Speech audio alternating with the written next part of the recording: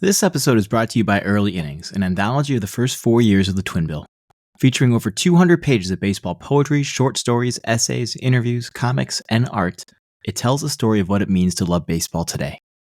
The Athletic's Tyler Kepner said, like a box of ballpark Cracker Jack, there's a delightful surprise on every page of the Twin Bill's Early Innings. This is a collection to be savored, a loving and lyrical celebration of the art of baseball. Early Innings is available now from 406 Press. This episode is also brought to you by Ben Shahan's Short Relief. It asks the question of what happens when men are not ready to give up that boys' game, the national pastime. In 9 stories, he traces the stories of a minor league pitcher holding on to his last shred of hope for promotion to the show, little leaguers' formative experiences, and a host of men and boys in between. Short Relief is out on 406 Press and available at 406press.com.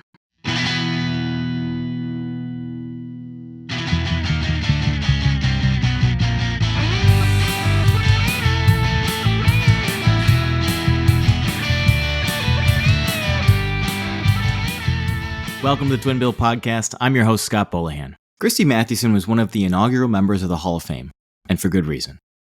Alan D. Gaff even argues he was baseball's first superstar in his aptly named book, Baseball's First Superstar. Mathewson not only dominated on the field, but also at seemingly everything he did.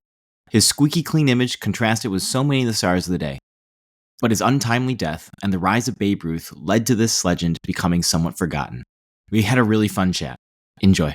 How you doing today, Alan? Welcome to the podcast. Well, thank you, Scott. I've been looking forward to this. It's always nice to be interviewed by somebody who has actually read my book. You know, it is kind of surprising how rare that actually is, I've learned, but I've run into that a lot.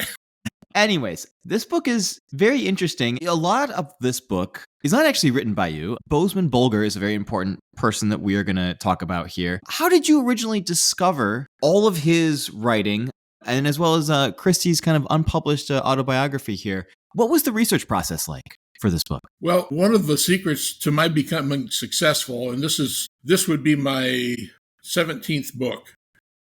Most of them have been American military history, but I started in on baseball because I was looking for information on a World War I officer and ran across what turned out to be my book on Lou Gehrig. And while I was doing that, at some point I ran across this series of articles about Christy Mathewson, and do what I normally do is I've got a complete file box full of ideas for things to do in the future. I'm only going to live to do about 3 of them, so I'll pass everything else on to my son. But generally, the good stuff I find is by accident because I'm looking for something else. I don't want to sound like I'm a genius and can find anything I want, but honestly, you have to keep your eyes open. And the important thing is if you see something, copy it because you'll never remember where you found it the last time. I think it's kind of important to situate people into this time period with baseball. You call Christy Mathewson the first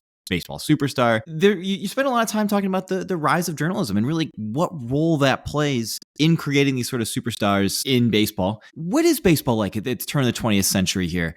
What roles do these journalists have? Well, at the turn of the century, baseball was completely different than it is now. The players were kind of depicted as guerrillas who, were knuckle dragging and alcohol, smoking, chewing tobacco, everything that you shouldn't be doing, they did because they were baseball players and they were special and they could do it. The important thing about Christy Mathewson was he came from a very conservative family, and he was the one basically that changed baseball almost entirely after the turn of the century. I think the best way to describe it is that baseball and American newspapers grew up with Christy Mathewson, and he made them what they are today.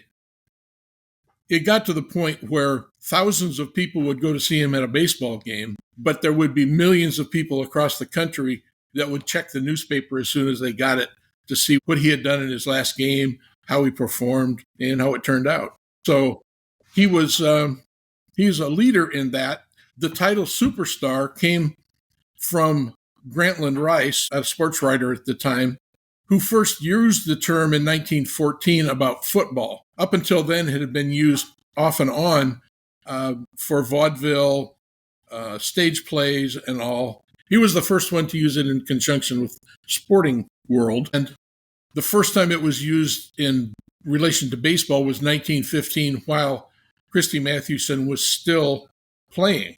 It's not like you could sit here in 2025 and then look back and say, well, at such and such a time, he was a superstar. Well, he was there when the term was actually invented. You do mention there are some other candidates for this lofty title. Who are some of these other guys that you considered, and why do you think it is Mathewson that is actually the first superstar? The first entries into the Baseball Hall of Fame were Honus Wagner, Ty Cobb, Babe Ruth, some guy named Johnson that played for the Senators that nobody had ever heard of before, and Christy Mathewson.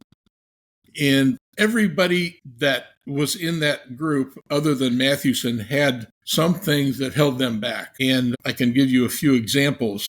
Honus Wagner. First of all, he didn't like the word Honus. He liked Hans better, but he got to the point where he had to accept it because that's what everybody in the newspaper called him. Well, he did not have the appearance of a superstar. He was an ugly guy. He had the biggest nose in the major leagues, I think probably ever. He was bow-legged to the point where they said a pig could run between his legs and never touch his socks or his pants. He was also pigeon-toed, so he acted like he was not an athlete. He had some really interesting, strange things about him. Like after a ball game, he would go to a bar and order 6 beers. And if the bartender would ask him, well, somebody coming to join you? And he said, no, they're all mine. He was basically an alcoholic. He smoked cigars. He chewed tobacco. His favorite food was Limburger cheese. And somehow he got a woman to marry him. I don't know how that worked out. I didn't investigate that. I did just pull up the picture of him because I picture, the T206 card. That does not do justice to just how big of a nose this man has. It is very notable. Yeah. Yeah, definitely. Well, and the interesting thing is for a number of years, his best friend was his dog named Jason Weatherby. And the dog would go into the dugout with the team and would know exactly how the team was doing. If the team was doing well, the dog would be up and excited and bark. If the team was not doing well, it would just sulk in a corner. It's probably the most famous baseball player whose best friend was a dog. That actually makes me like him quite a bit. So I'm all of a sudden swaying to Honus Wagner. Well, I come from a cat family. So I'm on the other side. One of the other people that joined the Hall of Fame at the same time was Ty Cobb, who was somebody who just did not have a lot of friends. He hated the world. I think so. I mean, I just get that opinion. For him, his life and his baseball life was a constant war. One of the first things they did on the Tigers when he joined the team, he was being arrogant, so they always left their bats at the stadium. And he came back for a game one time and found out somebody had chopped up his bats and thrown them out behind the screen. So that's the opinion that his compatriots had of him. He always got into trouble, always. In one occasion, he got kicked out. Well, on one occasion, Ty got kicked out the major leagues for a period of time. He also got a fine for going into the stands after someone who had been making fun of him and beat up a crippled guy. So, not a great look. Yeah. No, it was not good for baseball. One of the things that I really liked about him was when his wife went to a fish store, brought the fish home, told Ty that she didn't like it. He went back to the fish market or the grocery, wherever it came from, took out a pistol, put it to the owner's head, made him call back and apologize for the bad fish. That does not look well for baseball either. I guess the best way to sum up his life was on his deathbed. His last words were, "Nobody gives a damn." That was his attitude towards life and baseball. Yeah. But he was a genius when it came to baseball. No doubt. Yeah.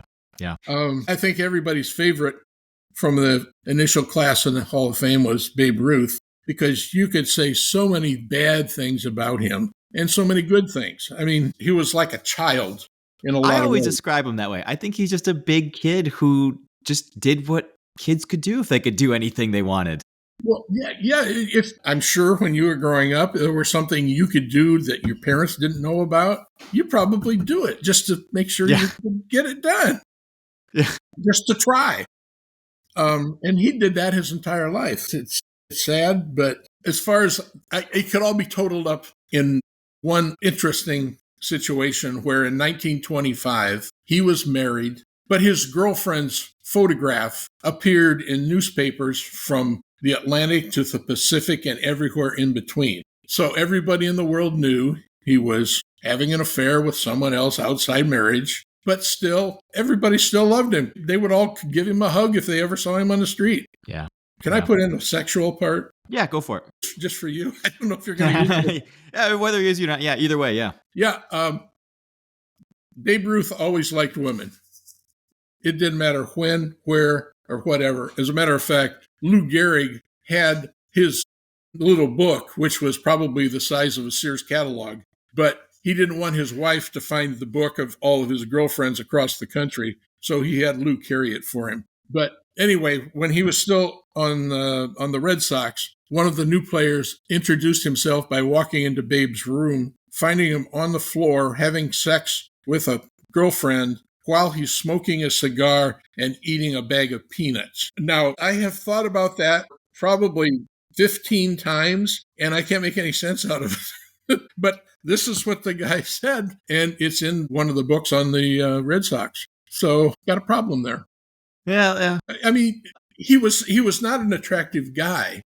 No. That would make it even worse. Yeah, no one looks like Babe Ruth. He just has this weird face that doesn't look like any other human. It's very strange. Well, yeah, in his earlier days, people in the stands would be derogatory and call him, Negro or even worse names than that. But then when black players got into the major leagues and people would ask him, did you think Babe Ruth was black? And they would say, well, no, we didn't want him. So that's the way it ended out with him. Yeah. The fourth person beside Christy Mathewson was Walter Johnson. And he was the closest thing to Christy Mathewson. They were both temperate. They were both great pitchers. They were easy to get along with. They were always happy to talk with the reporters. And the only problem that Johnson had was he played for the Senators. And for the Senators, a perfect season was when they got up to fourth place in the league because they were terrible.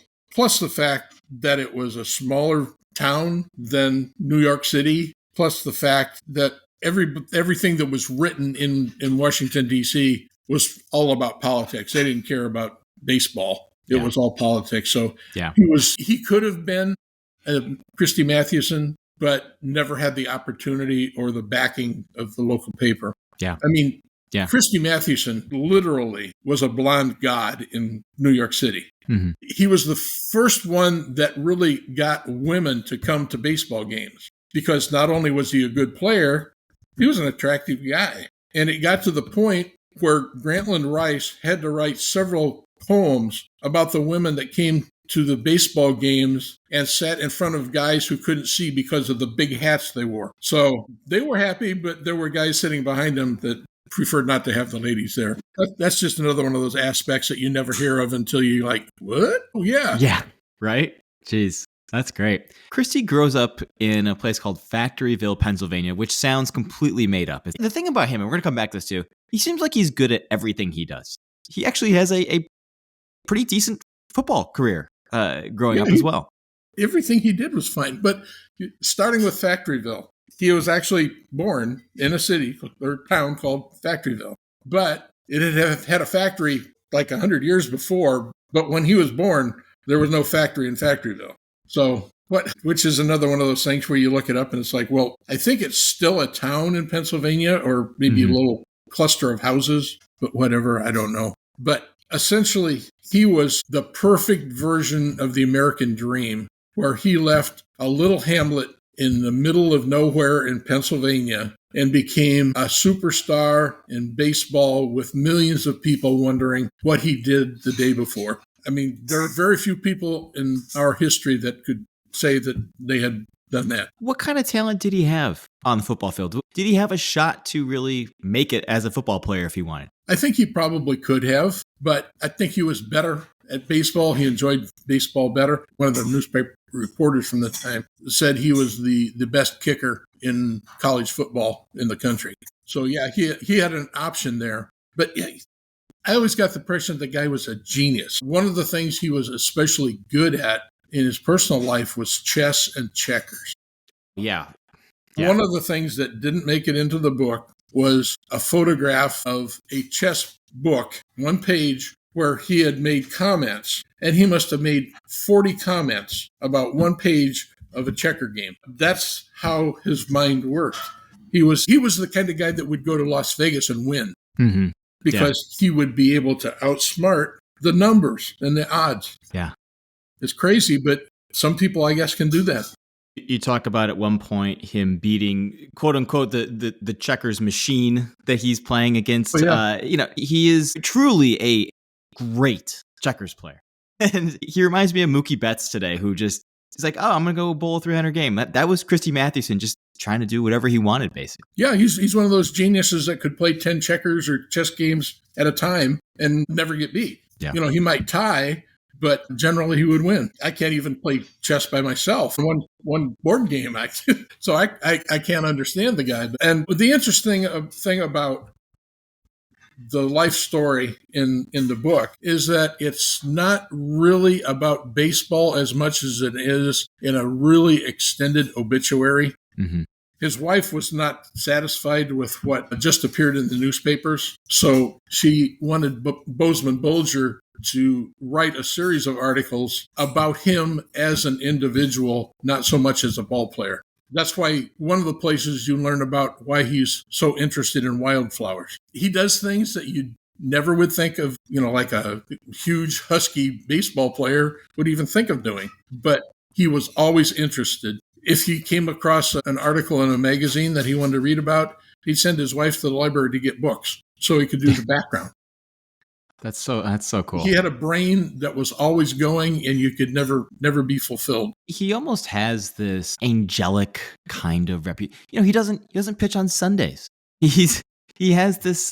He almost seems too good to be true, and yet it seems like this all is actually true. Really? Yeah, it's like he's a character from a 1950s movie. Not the movies we have today, but something from back then where everything works out, everything is fine. It's like a Christmas story told all over again through his whole life. Yeah. He has a number of nicknames. Big Six is probably the one that I think he's probably most known by from fans. Where does this come from? There were probably 4 or 5 different reasons. Yeah. To call him that. But the interesting thing was he was so well known in the country that when he became sick and went to Saranac to try to get over his tuberculosis, people would just address letters to with a big 6 on it. And the Postal Service would send it to Saranac and he would get it. That's crazy. I can't even get a damn letter from across the city here.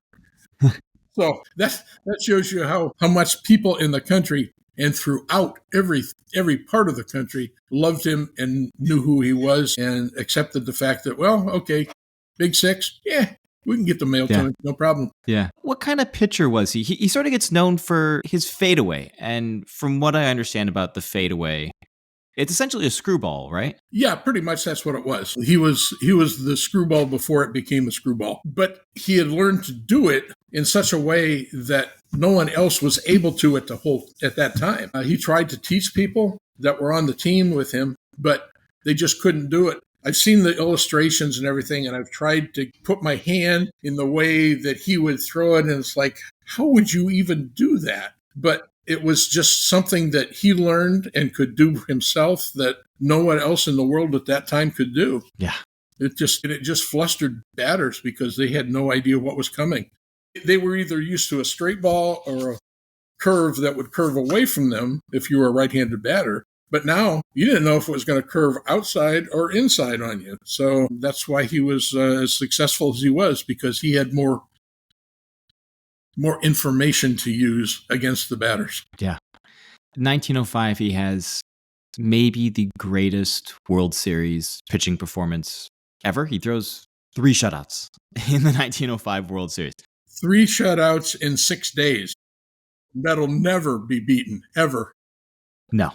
The interesting thing about him, when he would pitch a game, it would be like an hour and 30 minutes or an hour and 40 minutes. there was none of that. Well, I got to check the rosin. I got to scratch my arm, have to pull up my pants. Nobody had to come out to talk to him on the mound. It's like, it's a baseball game. Let's get it over with and go home. It had gotten to the point here recently where they had to put in a pitch clock. It's like, now they're getting closer to what baseball used to be, but they're not even close to it yet. I don't think you'll ever see a game in an hour and 30 minutes on a major league stadium. 1908, he has just an incredible season, maybe his best season. He wins, I think, like 37 games or something along those lines. Yeah, he was unstoppable. Yeah, that's the very famous year where they don't make the World Series. Merkel's boner, the whole thing happens. He doesn't end up winning another World Series as a player. It's just that 1905 season, which I was kind of surprised by, given how his talent and how the Giants were a relatively successful team for those years. Yeah, he played in several, but they got beat. Yeah. What is his relationship like with John McGraw, who is a very different personality than Christy? Well, I think you could say they had a really good relationship because when he and his wife moved to New York, he moved in and shared an apartment complex with John McGraw and his wife. They would split the rent, they would split the food costs, and so obviously they had to get along very well. And I think he had a lot of respect for John McGraw, and I think that's one of the reasons he became as successful as he was. But I do want to talk about something that is a little bit maybe misunderstood, or there's a lot of stories about it. His military time. You've written a bunch of military books. He goes to the military after his playing career, and you hear some stories, some of which I think that we owe to Al Stump, about what happens in the military, especially, and the effect it has on the remainder of his life. What actually does happen to Christy, and how is his military time? Well, his military career has always been framed as a place where he got exposed to the tuberculosis that eventually killed him. He was an officer in the Chemical and Warfare Service. So he got to France just shortly before the armistice. He came down with a small case of influenza, got over it fairly fast. But his job, once he was in France, was to train soldiers how to put on their masks, take it off in case the war started up again. But he was also responsible for going across the battlefields, checking for leakage in any of the artillery shells that were still piled in basically the millions, to make sure there was no leakage, and to make sure they were always under guard so no one could do anything out of the ordinary with them. But the problem was, in Ty Cobb's book, Cobb essentially said that there was an incident where they were having a training session. Some of the gas got loose when people had their masks off, and there were like 8 people killed and another 8 or 10 that were seriously injured. But Branch Rickey wrote his book, his autobiography, 4 or 5 years later, and he said that never happened.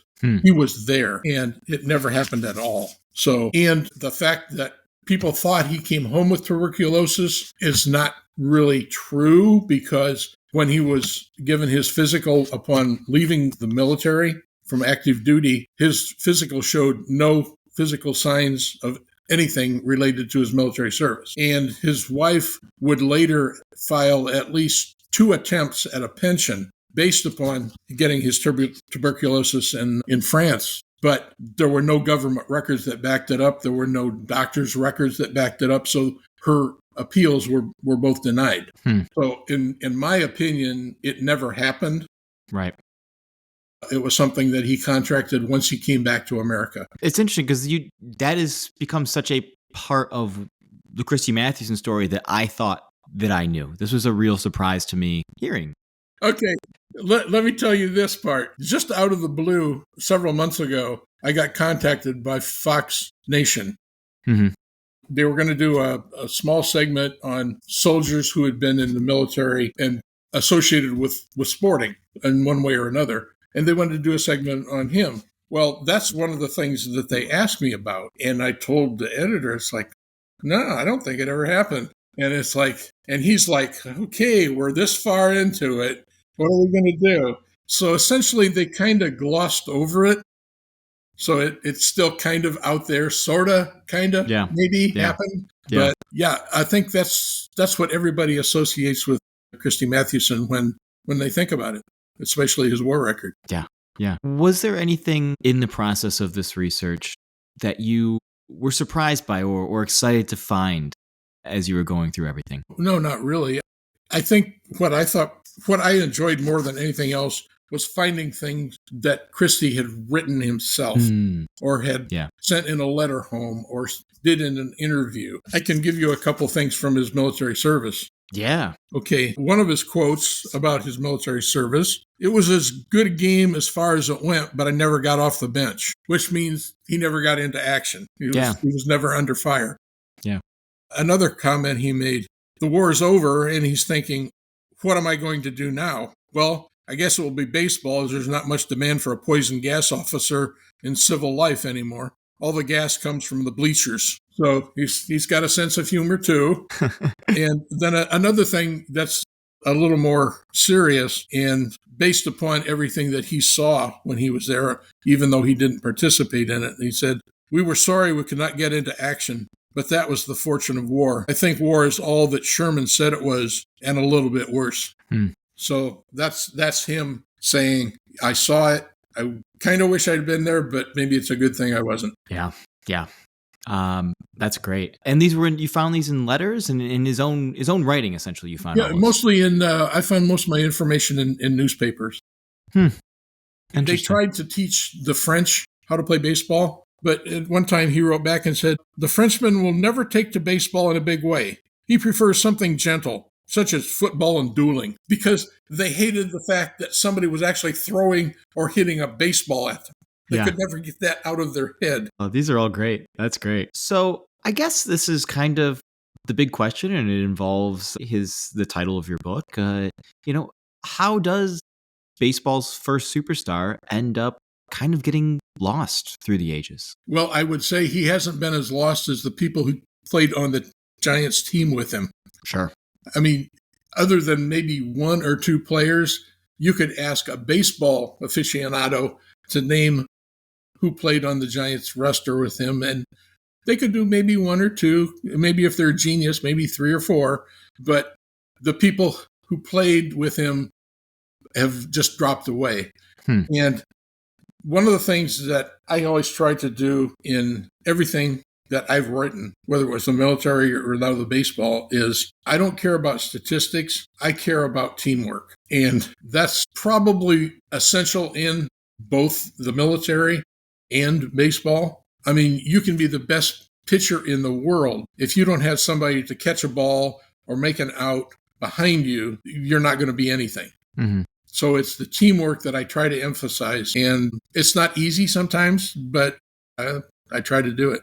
That's one of the things. I've got a complete file box jammed full of things about Cy Young. I could probably write a 400-page book about him, and most of what would be in it would be direct quotes from him on 50 to 60% of it. Wow. But I'm not emphasizing his statistics. I'll mention some games and some statistics, but it's going to be about the people he played with that backed him up, and they worked as a team. It's funny because I've always thought that Mathewson really was the great pitcher. I mean, Walter Johnson, obviously, also up there. But the fact that it's not named, for example, the Christy Mathewson Award, and it's named the Cy Young Award, has really contributed to people kind of forgetting Christy Mathewson. And instead, I think a lot of the greatness gets attributed to Cy Young instead.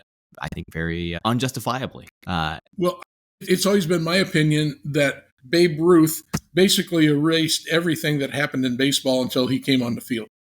Yeah, you know what? That's a good point, too. That he was the one that everybody wanted to write about, everybody wanted to talk about. And if you walked up to anybody who knows anything about baseball and said, well, who is the most important person in baseball before World War II? It'll be Babe Ruth. Yeah.